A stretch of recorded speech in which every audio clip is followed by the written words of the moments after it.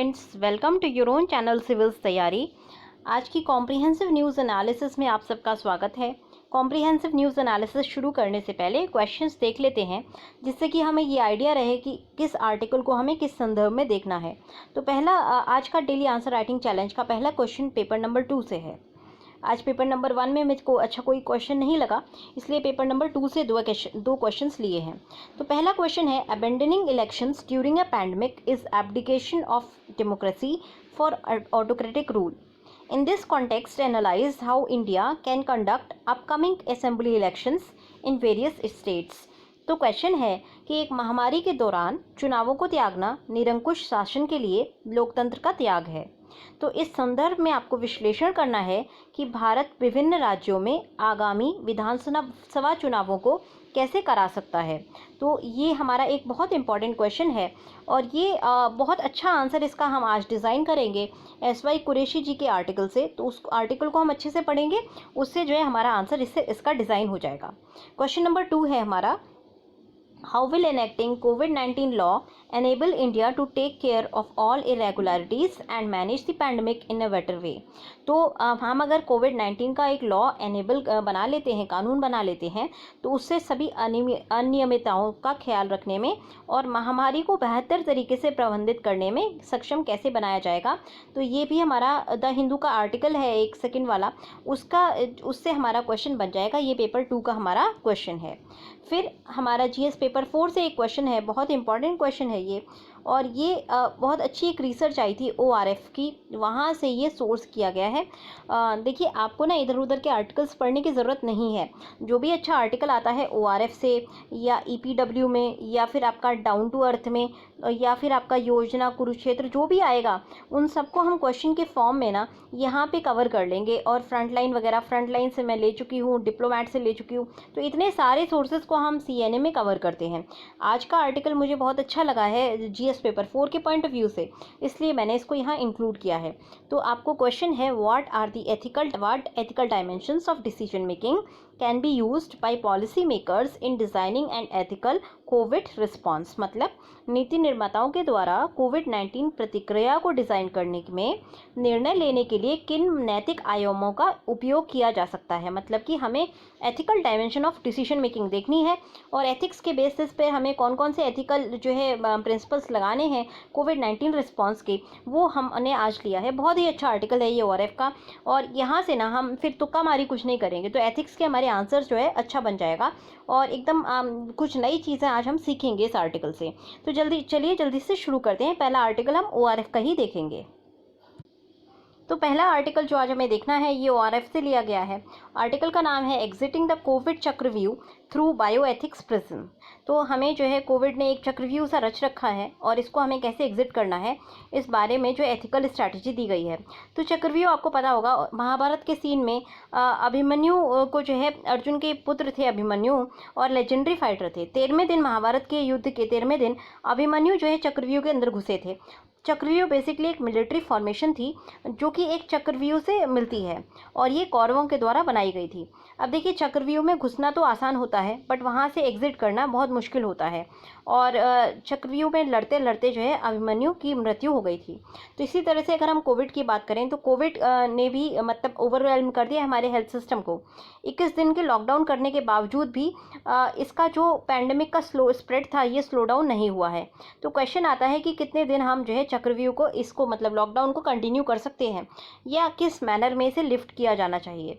अब देखिए, लॉकडाउन होना चाहिए, इस बारे में सबको जो है एक इस पर सहमति थी, और बट लॉकडाउन के बाद बहुत सारे ऐसे इश्यूज़ उभर के सामने आए हैं जिस पर पहले हमारा ध्यान नहीं था। जैसे कि माइग्रेंट इशू हो गया, जॉब लॉस का इशू हो गया, इकोनॉमिक इम्पैक्ट का इशू हो गया, और बहुत सारे एक्सपर्ट्स स्पेशली क्लिनिशियंस और एपिडेमोलॉजिस्ट, इन्होंने कहा कि लॉकडाउन बहुत नेसेसरी था बट इसको जो है कैसे निकलना चाहिए इस बारे में कोई किसी का एग्रीमेंट नहीं है। अब अगर लॉकडाउन को हम आगे फर्दर एक्सटेंड करते हैं तो क्या इन्फेक्शन लोअर हो जाएंगे? ऐसा तो होता हुआ नज़र नहीं आ रहा, क्योंकि 52,000 इन्फेक्शन हो चुके हैं हमारे। पहले जहां हमारा जो डबलिंग रेट था वो 13 दिन का था, वो घट करके अब 10 दिन हो चुका है। तो ऐसे में लॉकडाउन को अनिश्चित काल तक तो हम एक्सटेंड नहीं कर सकते। तो ऐसे में और इम्यूनिटी जो है, हर्ड इम्यूनिटी भी जल्दी डेवलप नहीं होगी। तो ऐसे में हम क्या करना चाहिए, हमें एथिकली किस तरह से डिसीजन मेकिंग करनी चाहिए, वो चीज़ हम जो है इस वाले आर्टिकल से पढ़ेंगे। अब देखिए, 4 जो डिसीजन मेकिंग है एक्सटेंड करने के लिए या एंड करने के लिए जो लॉकडाउन है, उस डिसीजन मेकिंग के करते वक्त हमें 4 एथिकल प्रिंसिपल्स का ध्यान रखना है। पहला प्रिंसिपल है बेनिफिशियंस का, दूसरा प्रिंसिपल है जस्टिस का, तीसरा है नॉन मेलिफिसेंस का, और चौथा है ऑटोनॉमी का। तो बेनिफिशियंस का मतलब होता है कि जो पॉलिसी है वो बेस्ट इंटरेस्ट में होनी चाहिए कंट्री के। मतलब जो भी कंट्री के सर्वहित में हो वही हमें डिसीजन लेना चाहिए। एक्शन जो हमें इस टाइम ऐसे लेने चाहिए जिससे कि मॉर्बिडिटी कम हो, मतलब जो मॉर्टेलिटी रेट है वो कम हो जाए, और जनरली सबकी जो वेलबींग है वो इंश्योर हो। इसके लिए हमारी अटेंशन जो है उन लोगों से शिफ्ट नहीं होनी चाहिए जो ऑलरेडी टर्मिनली इल हैं, या उन लोगों से भी शिफ्ट नहीं होनी चाहिए जो लोग हेल्थ केयर सिस्टम को एक्सेस नहीं कर पा रहे हैं। तो एडमिनिस्ट्रेटर्स को इस चीज़ को ध्यान में रखना होगा और एक फोकस्ड रिस्पॉन्स बनाना होगा, जिससे कि ऐसी स्ट्रैटेजी बनाई जा सके जिससे हेल्थ केयर एक्सेस सभी को मिल सके, चाहे उनकी कोई भी कंडीशन हो, चाहे वो कोविड से पीड़ित हो या कोई और कंडीशन हो। डिलीवरी होनी चाहिए सर्विसेज की, और नेशनल हेल्थ के प्रोग्राम्स जैसे इम्यूनाइजेशन वगैरह ये रिस्टोर किए जाने चाहिए अर्लीस्ट मौके पर। दूसरा जो हमें पॉलिसी मेकिंग में अपना एथिकल प्रिंसिपल करना है वो है जस्टिस का। जस्टिस ये गारंटी करेगा कि अगर लॉकडाउन कंटिन्यू होता है तो सारे सेक्शंस ऑफ सोसाइटी, चाहे वो वीक हो या मार्जिनलाइज्ड हो, उनके ध्यान रखा जा सके। माइग्रेंट्स जो कि अभी ट्रांजिट में फंसे हुए हैं वो घर पहुंच सके, एप्रोप्रिएटेड सर्विसेज मिले, ट्रांसपोर्ट की, टेस्टिंग की, और अगर किसी को ज़रूरत हो तो उसको क्वारंटाइन की भी सर्विस मिल पाए। पब्लिक डिस्ट्रीब्यूशन सिस्टम की रिस्पॉन्सिबिलिटी गवर्नमेंट को लेनी होगी और जल्दी से जल्दी लोगों को उनके घरों तक ट्रांसपोर्ट करना होगा। तीसरा प्रिंसिपल हमें यूज़ करना है नॉन मेलिफिसेंस का। नॉन मेलिफिसेंस का मतलब होता है कि हमारे दिल में कुछ भी किसी को लेकर के कोई बैड फीलिंग नहीं होनी चाहिए। तो यहाँ पे जो है नॉन मेलिफिसेंस देखते हैं तो हेल्थ वर्कर या कोई स्पेसिफिक कम्युनिटी उसको टारगेट ना बनाया जाए, ये देखना ज़रूरी है। ये देखिए, ये अनप्रेसिडेंटेड टाइम्स हैं और ऐसे में अफवाहें और बहुत तेज़ी से फैलती हैं, झूठ और फेक न्यूज़ बहुत तेज़ी से फैलता है। तो स्टिग्मा और फेक न्यूज़ दोनों को हमें स्ट्रांगली डील करना है और दोनों को हमें एग्जिस्टिंग लीगल फ्रेमवर्क में इन दोनों को जो है सप्रेस करना होगा। ना तो किसी कम्युनिटी या डॉक्टर के खिलाफ स्टिग्मा होना चाहिए, ना ही हमारी जो है फेक न्यूज़ बहुत तेज़ी से फैलनी चाहिए। और इसको करने के लिए हमें प्रोएक्टिवली क्लियर कम्युनिकेशन और मैसेजिंग करनी होगी। स्टेट को जो है एक्सपैंड करनी होगी टेस्टिंग और ट्रीटमेंट फैसिलिटी, जिससे कि और साथ साथ जो है कोलैबोरेट करना होगा प्राइवेट और कॉर्पोरेट हेल्थ प्रोवाइडर से, जिससे कि सभी को, चाहे किसी की कोई भी इकोनॉमिक एबिलिटी हो, सबको जो है हेल्थ फैसिलिटी मिल सके और साथ साथ स्टिग्मेटाइजेशन भी कम हो सके। इंडिया को जो है अभी बेस्ट मोटो है यूनिटी इन डाइवर्सिटी दिखाने का। तो सेंटर जो है लीड कर रहा है पॉलिसी फ्रेमवर्क को, बट सेंटर को थोड़ी ऑटोनॉमी देनी होगी स्टेट्स को और डिस्ट्रिक्ट्स को भी, जिससे कि लोकल कम्युनिटी के सर्वहित में डिसीजन लिए जा सके। प्रिंसिपल ऑफ ऑटोनॉमी का मतलब है डिसेंट्रलाइज डिसीजन मेकिंग होनी चाहिए और इस जो भी सिचुएशन हो ग्राउंड पे उस बेसिस पे डिसीजन मेकिंग की जानी चाहिए। उसके लिए हमें पावर को डिवॉल्व करना होगा डिस्ट्रिक्ट लेवल तक और कैपेसिटी बिल्डिंग करनी होगी हेल्थ स्टाफ की जो कि काफ़ी इंपॉर्टेंट है। देखिए, चक्रव्यूह बहुत अच्छी एक मिलिट्री फॉर्मेशन थी महाभारत में, बट ये भी पता था कि कुछ लोग ऐसे थे जिनके पास इसको ब्रेक करने की एबिलिटी थी। जैसे कि अर्जुन को कहा जाता था कि उनके पास एबिलिटी थी कि वो चक्रव्यूह को अपने दिव्य अस्त्रों से या डिवाइन वेपन से ब्रेक कर सकें। इसी तरह से एथिक्स, जो हमारा कोविड का चक्रव्यूह है, उसको भी हम अपने एथिकल प्रिंसिपल्स को यूज़ करके ब्रेक कर सकते हैं। अब टाइम है कि हमारे पॉलिसी मेकर्स इन दिव्यास्त्रों का यूज़ करके और कोविड-19 का जो चक्रव्यूह बनाया गया है कोविड-19 के द्वारा, उसको ब्रेक करके हमारी इकोनॉमी को और हमारी सोसाइटी को वापस ट्रैक पर ला सकें। सो गाइस, पहले वाले आर्टिकल का एक बार माइंड मैप देख लेते हैं। एग्जिस्टिंग कोविड-19 चक्रव्यूह थ्रू प्रिज्म ऑफ बायोएथिक्स। तो हमने 4 प्रिंसिपल देखे हैं, बेनिफिशियंस का, जस्टिस का, नॉन मेलिफियंस का और ऑटोनॉमी का। बेनिफिशियंस में हमें क्या देखना है कि पॉलिसी एक्शंस जो है बेस्ट इंटरेस्ट में होने चाहिए कंट्री के। दूसरा, अटेंशन उनके पास होनी चाहिए जो एक्सेस नहीं कर पा रहे हैं हेल्थ केयर को। तीसरा, सभी सेक्शन ऑफ सोसाइटी इक्वली जो है उनकी केयर करनी है, ये जस्टिस का प्रिंसिपल है। दूसरा प्रिंसिपल है जस्टिस का कि माइग्रेंट अपने घर पहुंच सके। और तीसरा प्रिंसिपल है जस्टिस का कि टेस्टिंग और ट्रांसपोर्ट और क्वारंटाइन जो है सबके पास अवेलेबल हो। फिर नॉन मेलिफियंस का जो प्रिंसिपल्स हैं, पहला है कि स्पेसिफिक कम्युनिटी जो है टारगेट ना हो। दूसरा है कि फेक न्यूज़ को स्ट्रांगली डील करना है। ऑटोनॉमी का प्रिंसिपल जो है वो एम्पावर करता है स्टेट को कि और डिस्ट्रिक्ट की वो जो है स्टेट और डिस्ट्रिक्ट और पंचायत लेवल तक लोकल कम्युनिटीज़ को जो है डिसीजन मेकिंग में पावर दे। दूसरा जो प्रिंसिपल है ऑटोनॉमी का, वो डिवॉल्व करने की बात करता है पावर को डिस्ट्रिक्ट लेवल पर, और कैपेसिटी बिल्डिंग की बात करता है हेल्थ स्टाफ की। तो इतना ही था आज के माइंड मैप में। आई होप आपको अच्छा लगा होगा और समझ में आया होगा। तो अब हम शुरू करते हैं अपना द हिंदू का डिस्कशन। उसमें आज हम चारों एडिटोरियल्स का डिस्कशन करेंगे, क्योंकि चारों एडिटोरियल्स आज के इंपॉर्टेंट हैं। और साथ साथ जो 2 बड़े एडिटोरियल्स आए हैं उनसे हम अपने 2 क्वेश्चंस का आंसर ढूंढने की कोशिश करेंगे। तो चलिए देख लेते हैं एक बार। अब हम क्विकली जो है एडिटोरियल्स को देख लेते हैं। पहला एडिटोरियल जो बहुत इंपॉर्टेंट है, टॉक्सिक डिज़ास्टर के बारे में है। यहाँ पे देखिए, गैस ट्रेजेडी जो थी उसने कहीं ना कहीं हमें याद दिलाया है कि सेफ्टी काफ़ी इंपॉर्टेंट है। और जब भी लॉकडाउन से एग्जिट करना है तो सेफ्टी को फिर भी याद रखना है। लॉकडाउन हो या ना हो, सेफ्टी जो है, इंडस्ट्रियल सेफ्टी, ये कोई हमारे लिए इसको बोला जाए तो ऑप्शनल नहीं है, ये मैंडेटरी है। और सेफ्टी से क्या होता है कि जो हमारी कोलेटरल डैमेज होता है वो रिड्यूस हो जाता है। तो जो डिज़ास्ट्रल लीक हुआ है टॉक्सिक केमिकल्स का, जिसमें हज़ारों सैकड़ों लोग मारे गए हैं, जिसमें जो है हज़ारों लोग मारे गए थे भोपाल में, उसकी याद दिलाता है विशाखापट्टनम की ये जो ट्रेजेडी कल हुई थी। अभी देखिए, हम जो है लॉकडाउन से, बहुत प्रोलॉन्ग लॉकडाउन हो गया है, ऑलमोस्ट 57 डेज़ का लॉकडाउन इंडिया के अंदर जाएगा। और उससे जो है थोड़ी थोड़ी रिलीफ मिली जब कुछ कुछ सेक्टर्स को खोलने दिया गया। बट उस रिलीफ के साथ एक बहुत बुरी खबर आई, और कल तो बहुत ज़्यादा जो है 3 ऐसे केसेस आए थे। एक तो नई वेली का जो एक बॉयलर था वो उसमें वो फट गया था, फिर नासिक में एक जो है फायर एक्सीडेंट हुआ था, और तीसरा ये वाइजैक का। तो कल का दिन ऐसा था जहाँ पे इंडस्ट्रियल जो है बहुत सारी इंडस्ट्रियल हैजार्ड्स रहे, और इसने हमारी ध्यान आकर्षित किया है दोबारा सेफ्टी की तरफ।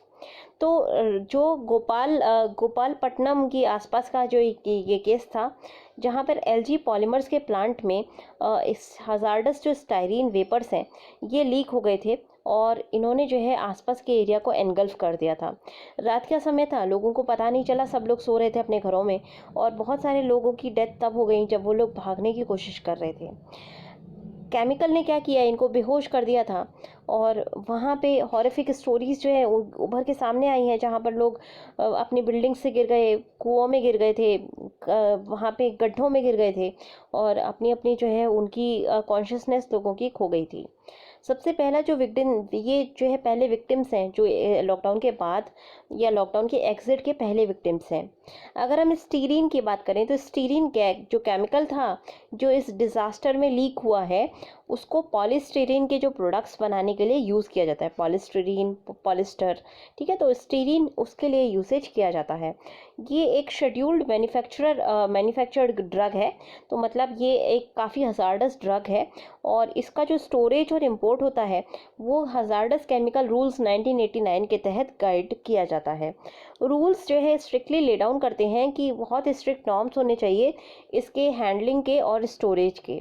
अब इसमें इंक्वायरी की जाएगी कि एक्चुअली ये लीकेज हुआ कैसे, पर एक चीज़ ज़रूर है कि पुअर स्टेबिलिटी थी वेरिंग कंडीशन की, और इसकी जो है स्टीरीन की काफ़ी पुअर स्टेबिलिटी होती है, जिससे ये एक्सप्लोसिव सिचुएशन, मतलब जिससे ये एक्सप्लोड भी कर सकता है। तो अभी फ़िलहाल के लिए हम ये अज्यूम करेंगे कि कुछ जो सेफ्टी मैकेनिज़्म था जो कि स्टोरेज स्ट्रक्चर में बिल्ड किया जाता है, या तो वो फॉल्टी हो गया था या फिर वो ओवरराइड कर दिया गया था। मतलब या तो जो सेफ्टी स्ट्रक्चर है जिससे कि स्टीरीन लीक नहीं होती थी, तो या तो उसमें कोई कमी आ गई थी, या फिर उसकी जो चेकिंग है वो प्रॉपर्ली नहीं की गई थी। अब री ओपनिंग क्या अनस्किल्ड लोगों के द्वारा की गई, ये क्वेश्चन होगा।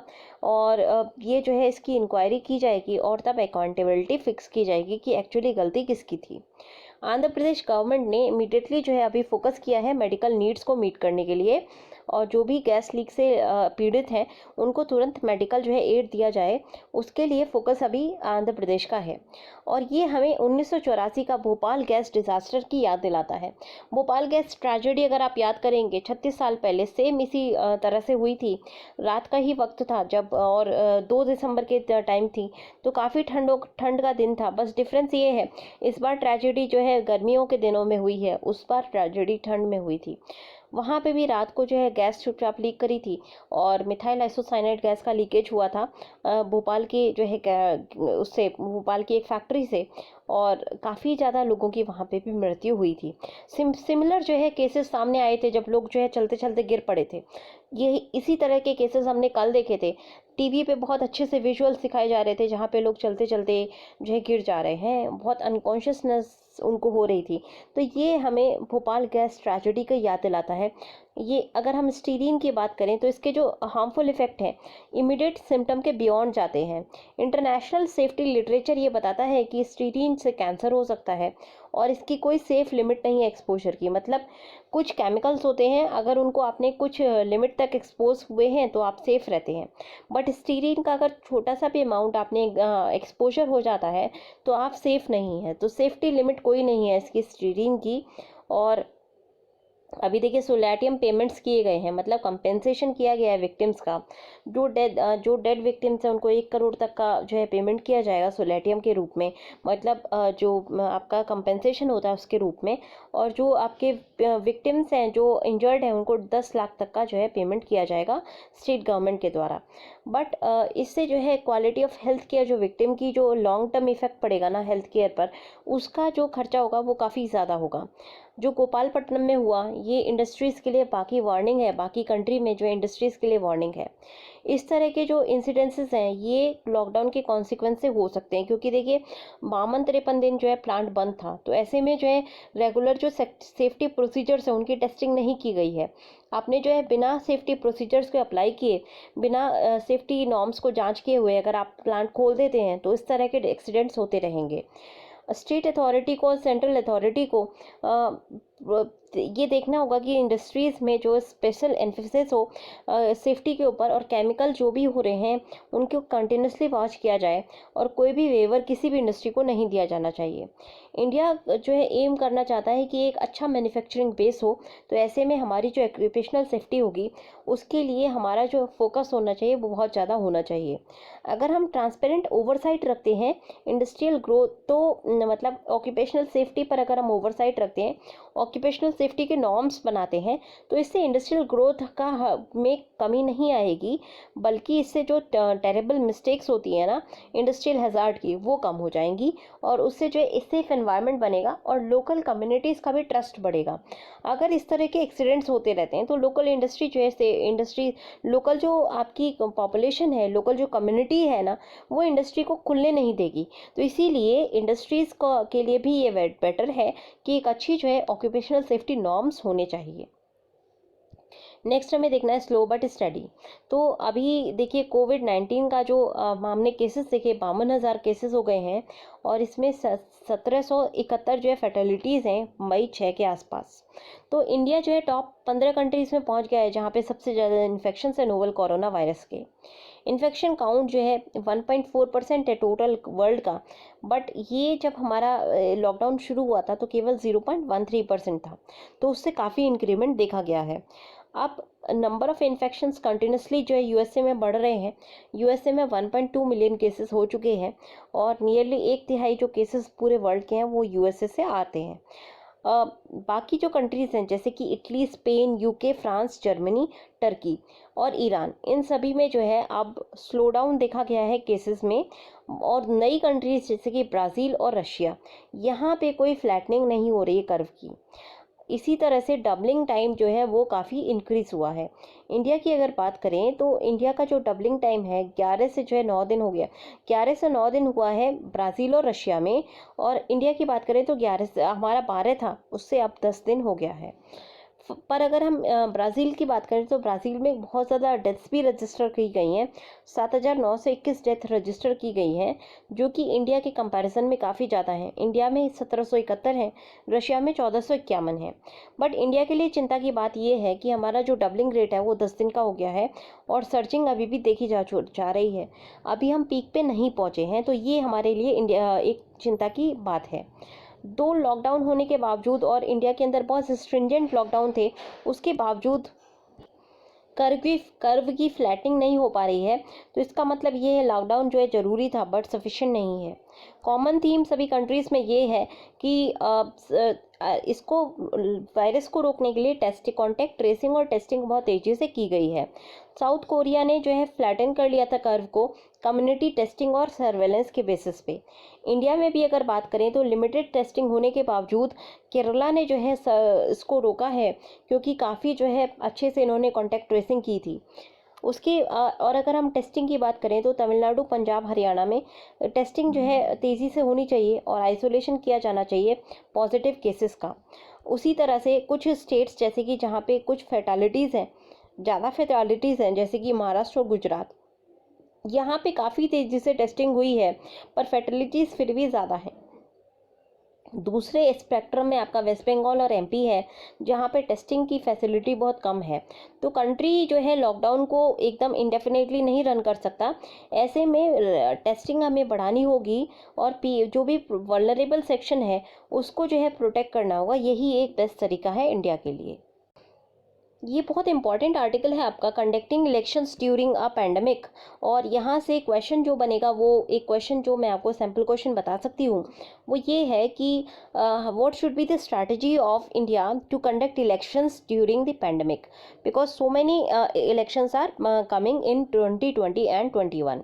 तो क्या स्ट्रैटेजी होनी चाहिए इंडिया की इलेक्शन कंडक्ट कराने के लिए, इस बारे में ये आर्टिकल है और SY कुरैशी जी के द्वारा लिखा गया है। आपको पता होगा कि ये बहुत हमारे जो है टॉल नाम है। अगर हम बात करें हमारे इलेक्शन कमिश्नर का, तो शायद इनका नाम सबसे ज़्यादा रेवरेंटली लिया जाता है।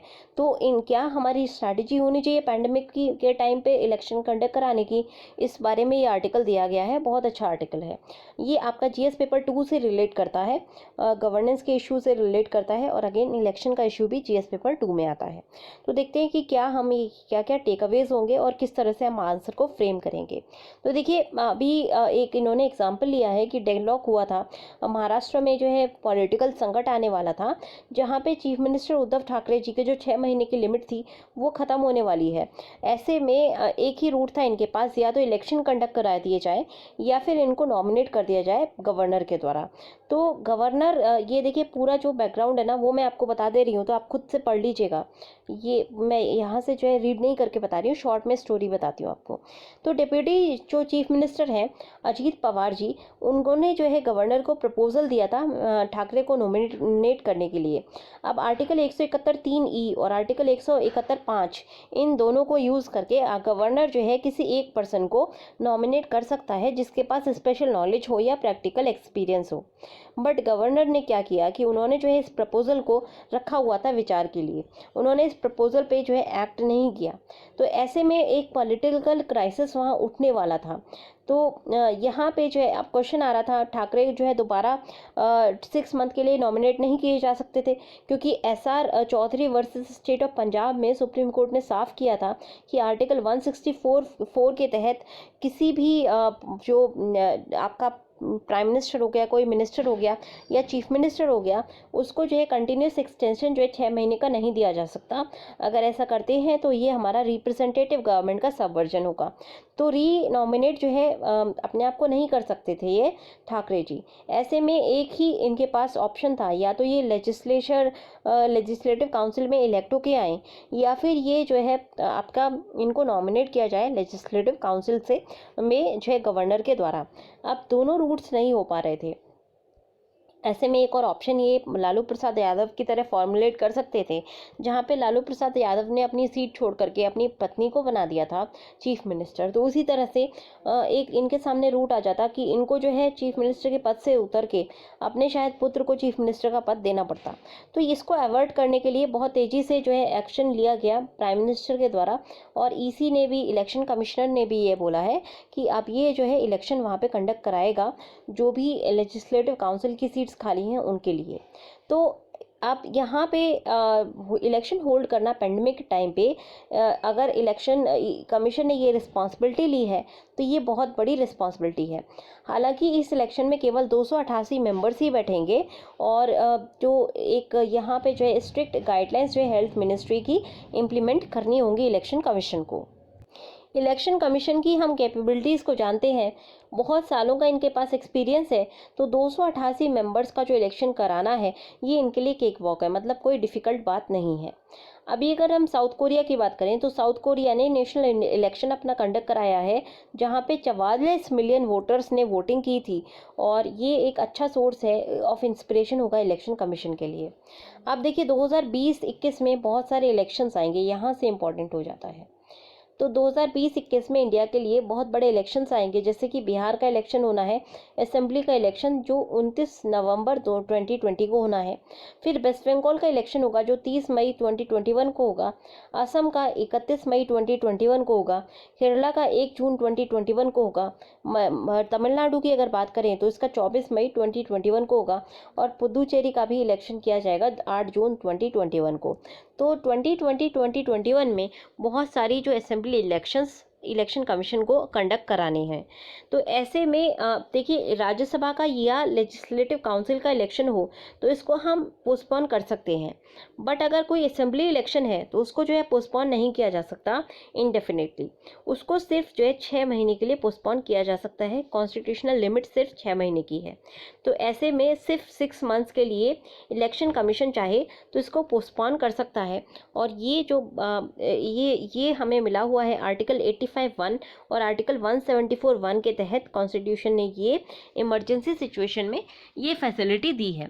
अगर फर्दर एक्सटेंशन चाहिए, मतलब 6 महीने के बियॉन्ड अगर एक्सटेंड करना है इलेक्शन, तो सिर्फ 2 एग्जीक्यूटिव के पाले में ये जो है कर सकता है, एग्जीक्यूटिव जो है एक्शन ले सकता है। इसके लिए 2 प्रोविज़न होंगे। पहला प्रोविज़न है आर्टिकल 172(1) के तहत, जहाँ पर स्टेट ऑफ इमरजेंसी जो है डिक्लेयर कर दी जाए। अगर स्टेट ऑफ इमरजेंसी डिक्लेयर कर दी जाती है तो इलेक्शन जो है एक साल के लिए पोस्टपोन किया जा सकता है। मतलब 6 महीने के जो पोस्टपोनमेंट लिमिट है उसके लिए जो है इलेक्शन कमीशन खुद से 6 महीने पोस्टपोन कर सकता है। उसके बाद अगर पोस्टपोनमेंट करना है तो फिर उसके लिए जो हमारा सेंटर की गवर्नमेंट है या एग्जीक्यूटिव है उसको 1 साल के लिए इलेक्शन 1 साल तक जो है पोस्टपोन करा सकती है इलेक्शन। पर उसके लिए आर्टिकल 172(1) के तहत स्टेट ऑफ इमरजेंसी जो है डिक्लेयर करनी होगी किसी पर्टिकुलर स्टेट में, और उसके बाद 1 साल के लिए पोस्टपोन हो जाएगा इलेक्शन। फिर इलेक्शन इमरजेंसी जब हट जाती है तो उसके बाद 6 महीने और, तो टोटल हमें जो क्यूमुलेटिव लिमिट मिल जाएगी वो 2 साल की लिमिट मिल जाएगी। 6 महीने इलेक्शन कमीशन की लिमिट, फिर 1 साल जो है आपकी इमरजेंसी वाली लिमिट, और फिर 6 महीने आफ्टर इमरजेंसी लिमिट। तो टोटल हमें जो लिमिट मिल जाएगी 2 साल तक हम पोस्टपोन कर सकते हैं इलेक्शन। बट उसके लिए इमरजेंसी का जो स्टेट है वो डिक्लेयर करना होगा। पर उसके लिए एक राइडर है। इमरजेंसी की जो स्टेट है वो किसी भी आप जो है केवल तब जो डिक्लेयर कर सकते हैं जब कोई थ्रेट हो सिक्योरिटी और सोवरेनिटी को, और जो है पेंडेमिक के टाइम ये डिक्लेयर नहीं की जा सकती। तो अभी हमारी ना तो सिक्योरिटी को थ्रेट है, ना ही हमारी जो है ना ही हमारी सोवरेनिटी को थ्रेट है, तो हम स्टेट ऑफ इमरजेंसी डिक्लेयर नहीं कर सकते। पेंडेमिक के टाइम पे इमरजेंसी डिक्लेयर नहीं की जा सकती है। तो दूसरा ऑप्शन जो बचता है, तो ये हमारा वाला जो ऑप्शन होता है ये नेगेट हो जाता है, क्योंकि हमारे पास जो है ये इम्पॉर्टेंट राइडर जो था वो प्रेजेंट नहीं है। दूसरा जो ऑप्शन बचता है वो हमारा होता है प्रेसिडेंट रूल, जो हम आर्टिकल 1356(1) के तहत लगा सकते हैं। अब आर्टिकल 356(1) के तहत प्रेसिडेंट रूल अगर आप लगाते हैं तो इसकी भी जो लिमिट्स हैं वो रिपीटेडली सुप्रीम कोर्ट के जो डायरेक्शन है उसके अकॉर्डिंग हम इसको जो है बार बार नहीं लगा सकते हैं, और इसकी भी अपनी अपनी जो है हमें कंडीशंस कुछ मीट करनी होगी। तो कंडीशन हम पैंडमिक के टाइम पे भी हम प्रेसिडेंट रूल लगाने की कंडीशन भी नहीं मीट करते हैं, तो ये वाला जो हमारा ऑप्शन है ये भी नेगेट हो जाता है। तो अभी मैक्सिमम जो हमें मिलेगा डिले करने को वो केवल 6 महीने का वक्त मिलेगा। तो ऐसे में हमें जो है लेसन साउथ कोरिया से लर्न करने होंगे। अब देखिए, कुछ एक्सपर्ट्स कहते हैं कि साउथ कोरिया में मतलब कुछ एक्सपर्ट्स कहते हैं कि हमारा जो पैंडेमिक है वो कम से कम 2 साल तक चलने वाला है। ऐसे में जो इलेक्शन होंगे उनको हम डिफ़र 6 महीने से ज़्यादा नहीं कर सकते, एटलीस्ट 2 साल तक हम डिफ़र नहीं कर सकते हैं। ये हमारा कॉन्स्टिट्यूशनल जो डेमोक्रेसी होगा उसका सबवर्जन हो जाएगा, स्पिरिट ऑफ डेमोक्रेसी के खिलाफ होगा, फेडरलिज्म के खिलाफ होगा। तो ऐसे में सिर्फ एक ऑप्शन है कि वो है कि हमें इलेक्शंस कराने होंगे। और ये नोटवर्दी है कि सिर्फ इंडिया अकेली कंट्री नहीं होगी जो कि इलेक्शन करा रही है इस पैंडमिक के टाइम पे। हमने अभी भी देखा कि साउथ कोरिया ने भी पैंडमिक के टाइम पे इलेक्शन कराए हैं, और साउथ कोरिया की अगर बात करें तो साउथ कोरिया ने ऑलमोस्ट परफेक्टली इलेक्शन कराए हैं पैंडमिक के टाइम पे। साउथ कोरिया ने स्ट्रिक्ट गाइडलाइंस यूज़ की थी और नियर परफेक्ट जो है नेशनल इलेक्शन कंडक्ट कराए। उसमें न केवल देखिए हाईएस्ट वोटर टर्नआउट रहा, बल्कि जो इलेक्शन का रिजल्ट था वो भी काफ़ी अच्छा रहा है। 66.2% जो पॉपुलेशन है वो वोट करने के लिए आई थी पैंडमिक के टाइम में भी, और ये जो परसेंटेज ऑफ टर्नआउट था ये 28 साल में काफ़ी बड़ा था साउथ कोरिया के अंदर। तो यहाँ से प्रूव होता है कि आप जो है काफ़ी बड़ी पॉपुलेशन के लिए भी इलेक्शन करा सकते हैं और नियर परफेक्ट इलेक्शन करा सकते हैं अगर आपके सेफ्टी प्रोटोकॉल्स अच्छे हों तो अब इलेक्शन कमीशन जो है साउथ कोरिया से लेसन लर्न कर सकती है। साउथ कोरिया ने एक फुल प्रूफ प्लान जो है बनाया था इलेक्शन कराने का। तो देखते हैं कि साउथ कोरिया का फुल प्रूफ प्लान क्या था। पहला था कि उसने जो पूलिंग सेंटर्स थे उनको डिसइंफेक्ट किया था और मैंडेट किया था वोटर्स को कि वो फिजिकल डिस्टेंसिंग मेंटेन करें, ग्लव्स पहन के आएँ, वो मास्क पहन के आएँ और हैंड सैनिटाइजर्स को यूज़ करें। वोटर्स जब पोलिंग बूथ में जा रहे थे तो उनका जो टेम्परेचर था वो चेक किया जा रहा था, और अगर उनका जो टेम्परेचर 99.5 डिग्री फ़ारेनहीट से ज़्यादा था तो उनको जो वोटिंग करने के लिए एक अलग के एरिया में ले जाया गया था। जो भी आपके इन्फेक्टेड वोटर्स थे उनको जो है उनके इंटरेस्ट को इग्नोर नहीं किया जा गया था।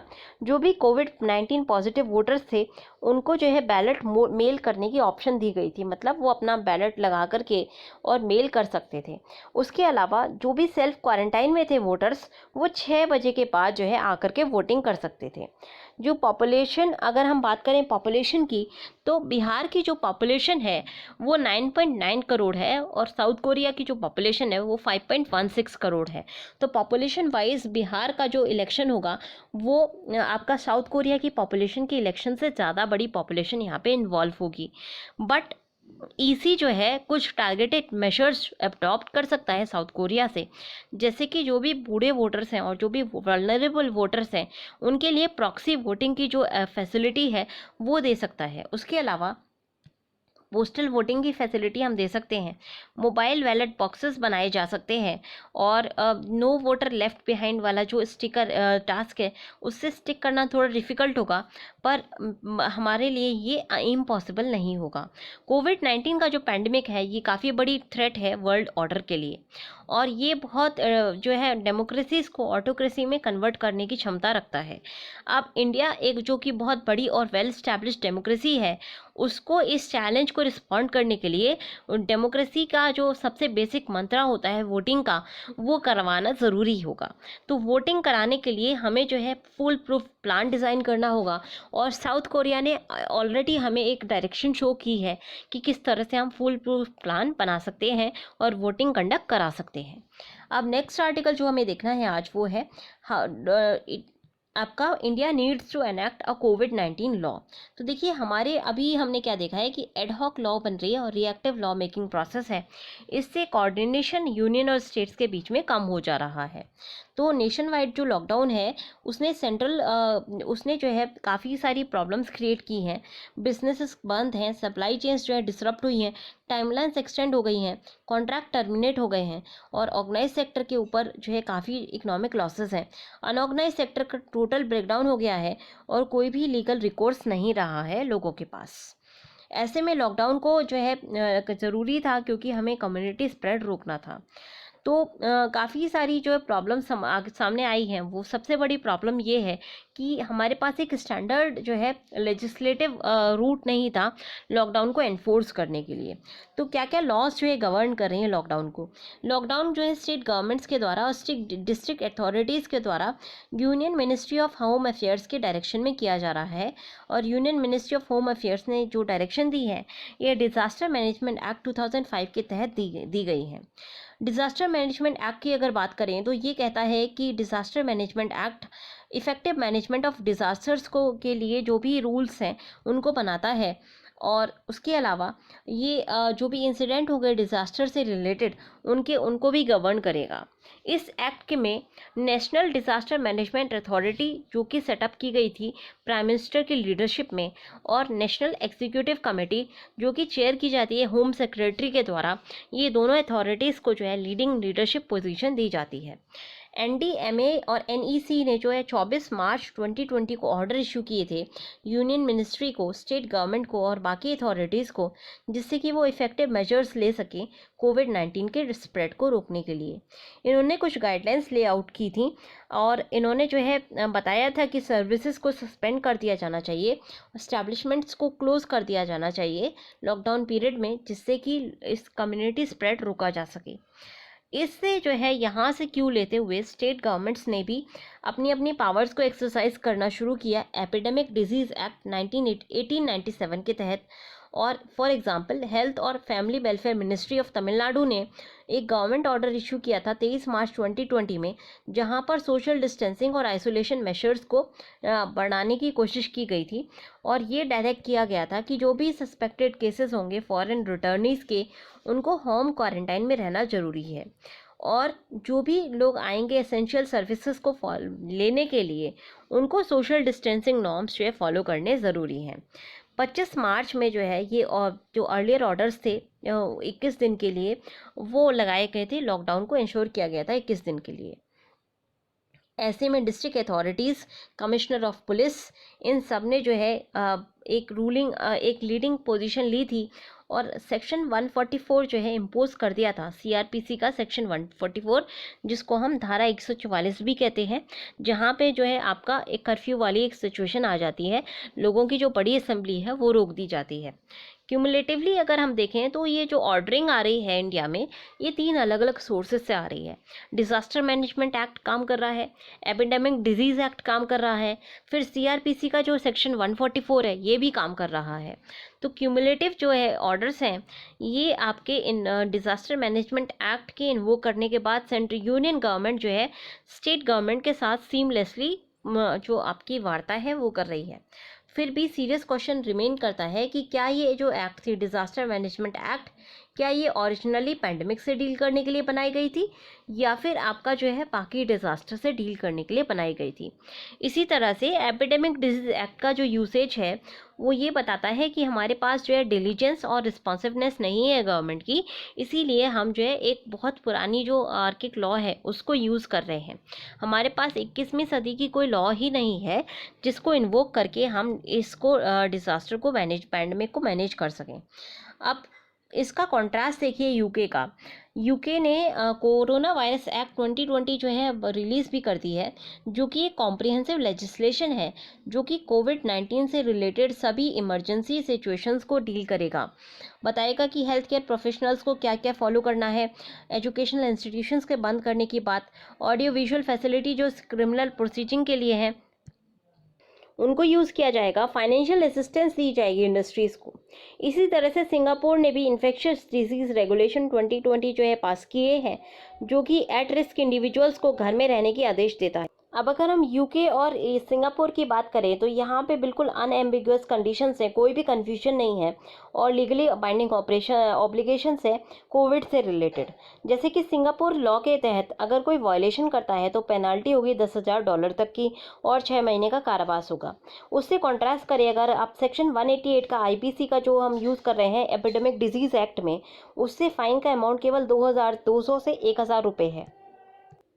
उसके अलावा जो प्रोसीडिंग्स होंगी सेक्शन 188 के तहत वो केवल एक प्राइवेट कंप्लेन के द्वारा ही इनिशिएट की जा सकती हैं, एफआईआर के द्वारा इनिशिएट नहीं की जा सकती। तो ये एक ड्रॉबैक है हमारी प्रोसीजर्स का।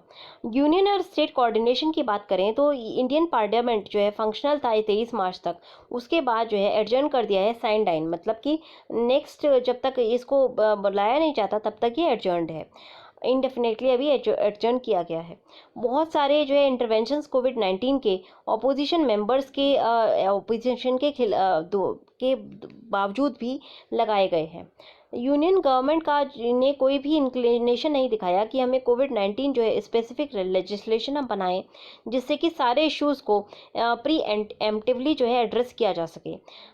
कोई रोड मैप ही नहीं है, कोई क्लैरिटी नहीं है कि इकोनॉमिक रिकवरी कैसे होगी। और जो यूनियन फाइनेंस मिनिस्ट्री का जो एक वो आया था, क्लैरिफिकेशन आया था, उसके बाद कोई भी क्लैरिटी इस एरिया में नहीं आ रही है। कंसोलिडेटेड प्रोएक्टिव अप्रोच होना चाहिए और वो अभी हमें एब्सेंट नज़र आ रहा है। एडहॉक बेसिस पे रूल मेकिंग की जा रही है, रिएक्टिव रूल मेकिंग की जा रही है। और जैसे कि हमने देखा माइग्रेंट वर्कर्स के टाइम पे हमने काफ़ी फ्लिप फ्लॉप होते हुए देखे हैं। इंटर स्टेट जो है कोऑर्डिनेशन की कमी नज़र आई है। स्पेसिफिकली अगर हम इंटर स्टेट मूवमेंट की बात करें तो इससे जो है कोऑर्डिनेशन की कमी यूनियन में और स्टेट गवर्नमेंट्स के बीच में नज़र आती है। तो देखिए पास्ट में यूनियन गवर्नमेंट ने काफ़ी सारे ऑर्डिनेंसेस को प्रमलगेट किया है। तो ऐसी कंडीशन में अगर आप कोई लेजिस्लेशन नहीं ला पा रहे हैं तो कम से कम कोविड-19 स्पेसिफिक आप ऑर्डिनेंस इशू कर सकते हैं जिससे कि इकोनॉमिक, एजुकेशनल, पब्लिक और हेल्थ सेक्टर की सभी चीज़ों को रिवाइव किया जा सके और एक होलसम जो है अम्ब्रेला लेजिस्लेशन ला करके सभी इश्यूज़ को डील किया जा सके। तो आज की डिस्कशन में इतना ही। अगर आपको पसंद आया हो तो लाइक करना ना भूलें। Stay safe, stay at home and take care. Have a good day.